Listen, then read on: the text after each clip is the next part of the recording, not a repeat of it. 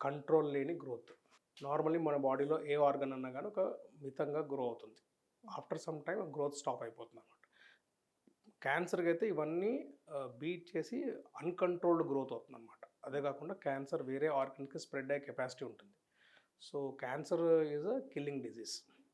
So అందులో మనకి మీరు వినే ఉంటారు, చాలా రకాల క్యాన్సర్స్ ఉంటాయి కదా బాడీలో. ప్రతి ఒక్క ఆర్గన్‌కి ఒక మల్టిపుల్ టైప్స్ ఆఫ్ క్యాన్సర్ వస్తుంది.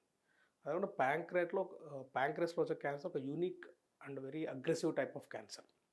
సో మనం క్యాన్సర్ చూస్తే ప్రతి ఒక్క క్యాన్సర్కి ఒక లక్షణం ఉంటుంది. దాన్ని బయాలజికల్ బిహేవియర్ అని చెప్తాం.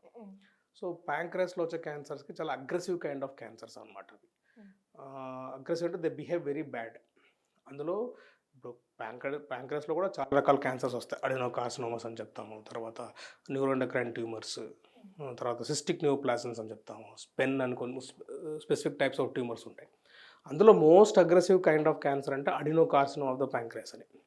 సో ఇవి ఒక aggressive kind of cancers, locally aggressive. అదే కాకుండా డిస్టెంట్ ఆర్గన్స్ కూడా, వేరే ఆర్గన్స్ కూడా చాలా అగ్రెసివ్గా